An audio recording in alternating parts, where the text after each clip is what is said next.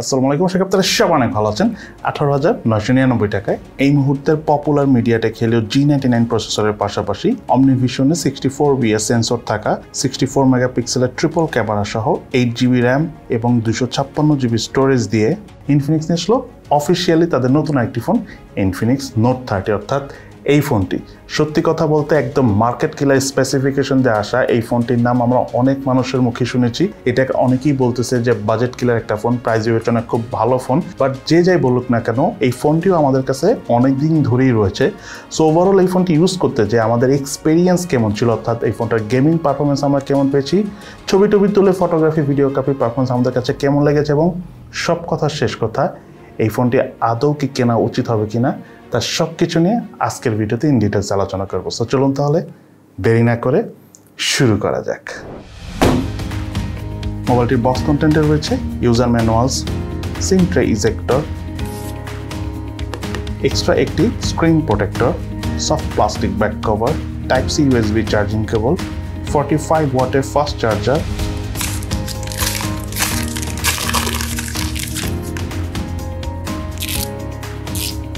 এবং Infinix note 30 মোবাইলটি। পলিকার্বনেটের তৈরি হলো এই মোবাইলটির ফ্রেম এবং রিয়ার প্যানেলে রয়েছে এক ধরনের ম্যাট টেক্সচার থাকা গ্লাসের প্রোটেকশন। তবে এটা গরিলা গ্লাসের প্রোটেকশন কিনা সেটা ক্লিয়ারলি বলতে পারবো না, কিন্তু আউটডোরে ফোনটি ইউজ করার সময় হাতে নিয়ে দূর থেকে দেখতে বেশ সুন্দরই লাগে। সেই সাথে বক্সি শেপ ডিজাইনে আসা এই মোবাইলটিতে রয়েছিল প্রফেশনাল গ্রেডের IP53 সার্টিফিকেশন, অর্থাৎ ধুলাবালি এবং পানির ছিটা ফোটা থেকে এই ফোনটিতে কোনো প্রবলেমই হবে না। বাট একটা কথা আমি বরাবরের মতোই বলে থাকি যে আপনারা আবার এটা পানিতে ডুবিয়ে দেখা ট্রাই করবেন না। যাই হোক, 6.78 ইঞ্চি সাইজের ডিসপ্লে থাকায় মোবাইলটির থিকনেস হলো 8.6 মিলিমিটার এবং ওয়েট হলো 219 গ্রাম। মোবাইলটি ওভারঅল বেশ বড় এবং বক্সি শেপটের পাশাপাশি ওয়েট ডিস্ট্রিবিউশনটা ঠিকঠাক হওয়ার কারণে মোটামুটি আমরা কমফোর্টেবল হয়ে ফোনটি সিঙ্গেল হ্যান্ডে ইউজ করতে পেরেছি। আমার কাছে থাকা এই মোবাইলটির কালার ভেরিয়েন্টের নাম হলো ইন্টারস্টেলার ব্লু। এই মোবাইলটির কিন্তু আরও দুটো কালার ভেরিয়েন্ট রয়েছে। বাটন এবং পোর্টসের কথা বলতে গেলে মোবাইলটির রাইট সাইডে রয়েছে ভলিউম রকার এবং পাওয়ার বাটন, এবং এই পাওয়ার বাটনটি সাইড মাউন্টেড ফিঙ্গারপ্রিন্ট স্ক্যানার হিসেবে কাজ করে। মোবাইলটির লেফট সাইডে রয়েছে সিম কার্ড ট্রে, যাতে দুটি সিম কার্ড ইউজ করার পাশাপাশি রয়েছে এক্সটার্নাল মেমোরি কার্ড ইউজ করার সুবিধা। মোবাইলটির উপর অংশে রয়েছে স্পিকার, মোবাইলটির নিচের অংশে রয়েছে main speaker, primary mic, USB type C charging port এবং 3.5mm হেডফোন জ্যাকের পোর্ট। মোবাইলে থাকা সাইড মাউন্টেড ফিঙ্গারপ্রিন্ট স্ক্যানারটি যথেষ্ট ফাস্ট এবং স্মুথ কাজ করে। টাচ করার সাথে সাথে ফোন আনলক করে ফেলছিল। সেই সাথে মোবাইলে থাকা ফেস আনলক সিস্টেমটাও বেশ ফাস্ট কাজ করে। এছাড়া মোবাইলটিতে ইম্পর্টেন্ট 21টি সেন্সরস রয়েছে। এই মোবাইলে থাকা hi res audio certified JBL এর স্পিকারের পারফরমেন্সের কথা বলতে গেলে সাউন্ডের লাউডনেস ঠিকঠাকই ছিল, তার পাশাপাশি সাউন্ডের ক্রিস্পিনেস এবং সাউন্ডের বেস আমাদের কাছে একদম ব্যালেন্সড মনে হচ্ছে। ইভেন সাউন্ডের ক্ল্যারিটিটাও অনেক ক্লিয়ার ছিল। সেই সাথে 100% ভলিউম যোগ এই মোবাইলের স্পিকারের সাউন্ড থেকে কোনো প্রকার ডিস্টরশন আমরা দেখা পাইনি। ওভারঅল এই ফোন স্পিকারের সাউন্ডের পারফরমেন্স আমাদের কাছে ভালোই লেগেছে। অপারেটিং সিস্টেম হিসেবে মোবাইলটিতে রয়েছিল Android 13 ভার্সন। UI হিসেবে মোবাইলটিতে রয়েছিল ইনফিনিক্সের XOS 13 ভার্সনের UI। সেই সাথে মোবাইলটিতে up to 8GB virtual RAM use করার সুবিধা রয়েছে। মোবাইলটির মাল্টিটাস্কিং পারফরমেন্সের কথা বলতে গেলে 120Hz অ্যাডাপটিভ রিফ্রেশ রেটের পাশাপাশি 240Hz টাচ স্যাম্পলিং এর থাকার কারণে ওভারঅল আমরা বেশ স্মুথলি অনেক রাফ অ্যান্ড টাফ ভাবে ফোনটি ইউজ করেছি। সেই সাথে 8GB এক্সট্রা ভার্চুয়াল র্যাম থাকার কারণে যখন আমরা একসাথে অনেকগুলো অ্যাপ ব্যাকগ্রাউন্ডে রান করে ইউজ করেছি তখন কোনো ধরনের কোনো ল্যাগিং বা ফ্রেম ড্রপের দেখা পাইনি। ওভারঅল আমার কাছে এই ফোনটার মাল্টিটাস্কিং পারফরমেন্স একদম বাটার স্মুথলি লেগেছে। এই মোবাইলটি রয়েছিল 6.78 ইঞ্চি সাইজের IPS LCD প্যানেলের ডিসপ্লে এবং আরও রয়েছে adaptive 120Hz refresh rate. Display resolution হলো 2460x1080 pixel. Display pixel density হলো 396 ppi। আউটডোরে অর্থাৎ সানলাইটের নিচে ইউজ করার সময় তেমন একটা প্রবলেম ফেস করিনি মোবাইলটির ডিসপ্লে থেকে। 500 নিটস পিক ব্রাইটনেস থাকার কারণে মোটামুটি কমফোর্টেবল ভাবে আমরা আউটডোরে ইউজ করতে পেরেছি। সেই সাথে আউটডোরে ফটোগ্রাফি বা ভিডিও করার সময় খুব একটা লো ব্রাইটনেস জনিত প্রবলেম আমরা ফেস করিনি। ডিসপ্লে চিন এবং ভেজেল এরিয়াগুলো আমাদের কাছে প্রাইস বিবেচনায় ফোনটি ঠিকঠাক রয়েছে বলে মনে হচ্ছে। সেই সাথে ডিসপ্লে ঠিক উপরে সেন্টারে রয়েছে পাঞ্চ হোল সেলফি ক্যামেরা। এছাড়া মোবাইলটিতে রয়েছে ওয়াইড ওয়াইন L1s সাপোর্ট।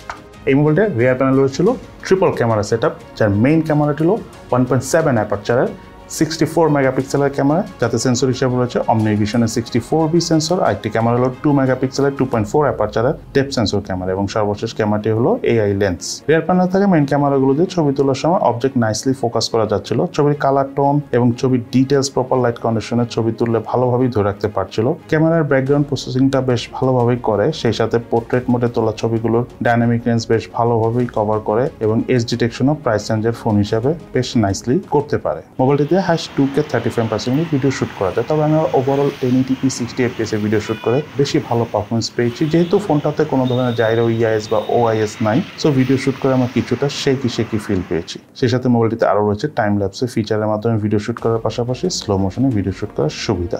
এই মোবাইলটার ফ্রন্ট ফেসে রয়েছিল 2 অ্যাপারচারের 16 মেগাপিক্সেলের সেলফি ক্যামেরা, যাতে সেন্সর হিসাবে রয়েছিল হাইনিক্সের 31Q সেন্সরটি।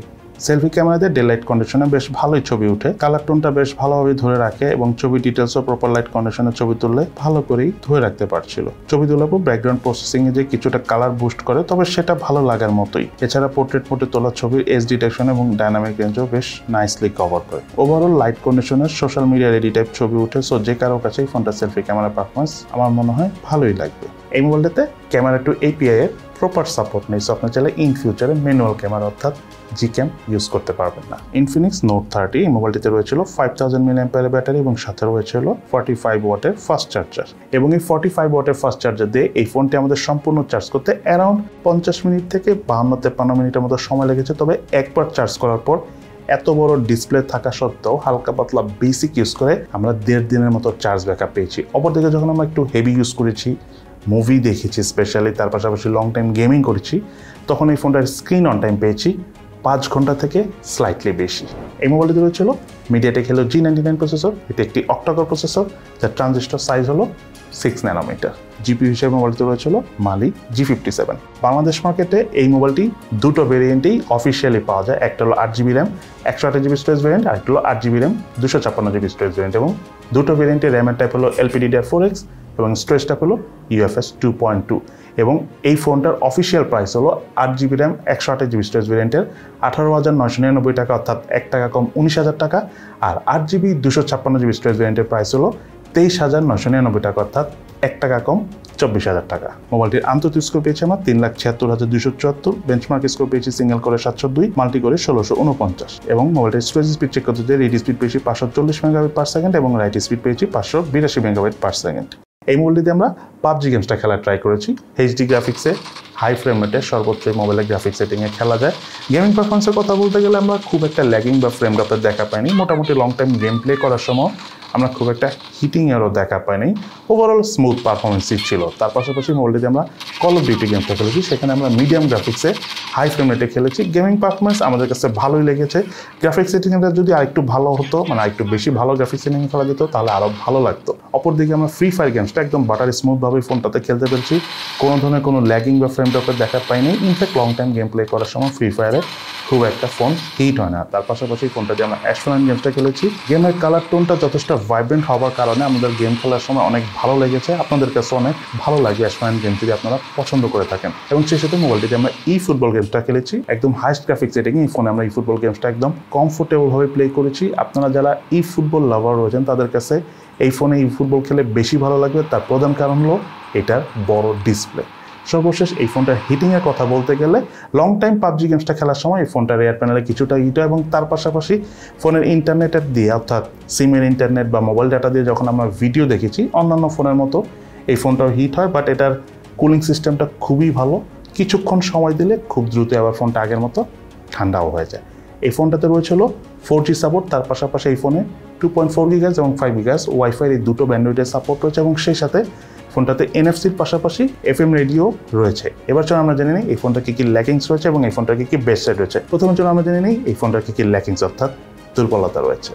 এই মোবাইলটার ল্যাকিংসের কথা বলতে গেলে নাম্বার 1 যে বিষয়টা আমার এই ফোনের ল্যাকিংস মনে হচ্ছে সেটা হলো এই ফোনটাতে নয়েজ ক্যান্সেলেশন মাইক নাই। সেকেন্ড যে বিষয়টা হলো এই ফোনটাতে প্রি ইনস্টল অনেক অ্যাপস রয়েছে। এটা অ্যাকচুয়ালি যে অনেক বড় প্রবলেম তা না, কিন্তু আমি মনে করি ইনফিনিক্স চাইলে এই প্রি ইনস্টল অ্যাপগুলো ডিলিট করে দিয়ে আর একটু ক্লিন করে ইউআইতে নিয়ে আসতে পারে। এটা আমার তরফ থেকে রিকোয়েস্ট থাকবে ইনফিনিক্সের প্রতি, বিকজ এত আননেসেসারি অ্যাপস আসলে দেখতে ভালো লাগে না। দেন এই ফোনের ল্যাকিংসের কথা বলতে গেলে রিয়ার প্যানেলে আসলে ওই ডেপথ সেন্সর ক্যামেরা বা AI লেন্স যেটা রয়েছে এটার পরিবর্তে যদি একটা আল্ট্রা ওয়াইড ক্যামেরা দেওয়া যেত তাহলে খুবই ভালো হতো। এবং তার পাশাপাশি এই ফোনটার ডিসপ্লেটা কালার টোন খুবই ভালো, বাট ব্রাইটনেস 580 নিটস হিসাবে আমার কাছে স্লাইটলি কম মনে হয়েছে। এবং সর্বশেষ এই ফোনের যে বিষয়টা আমার ল্যাকিংস মনে হচ্ছে সেটা হলো 8GB র্যাম 128GB স্টোরেজ। যে প্রাইস রেঞ্জ এসেছে এটা আমার কাছে একদম ফাইটিং একটা প্রাইস মনে হয়েছে। But 8GB RAM 256GB storage ভেরিয়েন্টের যে প্রাইস, মানে প্রায় 5,000 টাকা গ্যাপ, এইটা আমার কাছে একটু বেশি মনে হয়েছে।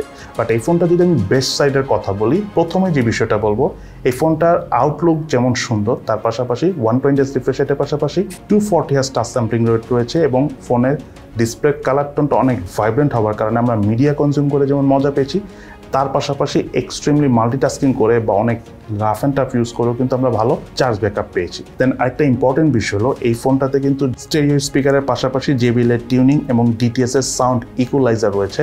দ্যাটস ওয়াই কিন্তু এই ফোনটা থেকে আমরা সাউন্ড পারফরমেন্স খুবই ভালো পেয়েছি। আরেকটা খুবই ইম্পর্টেন্ট বিষয় হলো, এই ফোনটাতে যে IP50 সার্টিফিকেশনটা রয়েছে, এটা একদম সলিড সার্টিফিকেশন। অনেক ফোনে আমরা দেখি যে টুকটাক পানির চিটাপাটা বা ধুলাবালি লাগলে IP53 সার্টিফিকেশন থাকার পরও প্রবলেম হয়, বাট এই ফোনটা কিন্তু অনেকই ভালো। আমরা অনেক রাফ ইউজ করেছি, অনেক ধুলাবালি লেগেছে, আমরা কভার ছাড়া ইউজ করেছি, আমাদের কাছে অনেকই ভালো লেগেছে এটা ইউজ করার সময়। দেন আরেকটা খুব ইম্পর্টেন্ট এবং আমি মনে করি আপনাদের জন্য ইম্পর্টেন্ট, স্পেশালি যদি আপনারা বাইরে থাকেন, কোথাও যান, সেটা হলো রিভার্স চার্জিং। এই ফোনটা আপনারা ধরেন ফুল চার্জ দিয়েছেন, এই ফোনটা থেকে আপনারা চাইলে অন্য আরেকটা ফোনও চার্জ দিতে পারবেন, অর্থাৎ এই ফোনটাতে রিভার্স চার্জিংয়ের সুবিধা রয়েছে। সেই সাথে মনে করেন যে FM রেডিও, NFC এসব টুকটাক অনেক জিনিসের সাপোর্টও এই ফোনে রয়েছে। এবং আরেকটা ইম্পর্টেন্ট বিষয় হলো, এই ফোনটাতে UPS একটা টেকনোলজি রয়েছে, অর্থাৎ আলট্রা পাওয়ারফুল সিগন্যাল, অর্থাৎ এই ফোনটা নর্মাল অন্যান্য ফোনের থেকে ওয়াইফাই স্পিডটা একটু ভালো পাওয়া যায়। মেইনলি স্পিড ভালো বলতে কানেকশনটা একটু ভালো পায় এই ফোনে, যেটা আসলে বাজেট রেঞ্জের ফোনগুলোতে খুব কমই দেখা যায়। যেটা ইনফিনিক্সে নিয়ে এসেছে, এটার জন্য অবশ্যই আমি ইনফিনিক্সকে থামস আপ দেবো। তার পাশাপাশি এই ফোনটার gaming performance MediaTek Helio G99 processor থাকা অন্যান্য ফোনের মতোই, বাট এই ফোনটার হিটিংটা একটু কম হয়। তার পাশাপাশি আপনারা যদি গেমসগুলো পারফরমেন্স কেমন দেখতে চান, তাহলে আমি এখন আর কথা বলবো না, একটু আগে আমাদের গেমিং সেকশন এটি নিয়ে কথা বলে এসেছি, আপনারা সেখান থেকে দেখে নিন, তাহলে আইডিয়া হয়ে যাবে। এবং তার পাশাপাশি ফোনটার ক্যামেরা পারফরমেন্সের কথা বলতে গেলে, রিয়ার প্যানেলে থাকা ক্যামেরা পারফরমেন্স আমাদের কাছে বেশ ভালোই লেগেছে। সেলফি ক্যামেরা পারফরমেন্সও ভালো ছিল। আপনারা এই ছবিগুলো আমাদের ফটোগ্রাফির যে সেকশনটা রয়েছে, অর্থাৎ ক্যামেরা সেকশনে যেখানে কথা বলেছি, সেখানে যে দেখে নিন, তাহলে আপনাদের একদম আইডিয়া হয়ে যাবে। এবং সর্বশেষ এই ফোনটির আমরা ভালো দিক খারাপ দিক অনেক কিছু নিয়ে তো জানলাম, বাট এই ফোনটা কি আদৌ কেনা উচিত হবে কিনা।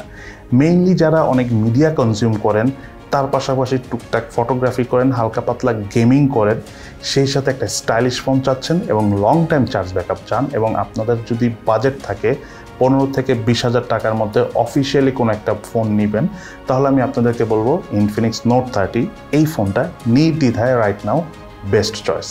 But still choice is yours, যেটাই কিনুন, যেই ফোনে কিনুন, চিন্তা ভাবনা করে বুঝে শুনে তারপর কিনুন। সো এই হলো আমাদের আজকের ভিডিও। কেমন লাগলো আপনাদের কাছে ইনফিনিক্স নোট 30 এই ফোনটি, সেটা কিন্তু অবশ্যই ভিডিও নিচে কমেন্টস করে জানাবেন। সো সবাই ভালো থাকেন, সুস্থ থাকেন, ইনশাল্লাহ দেখা হবে ফিউচারে।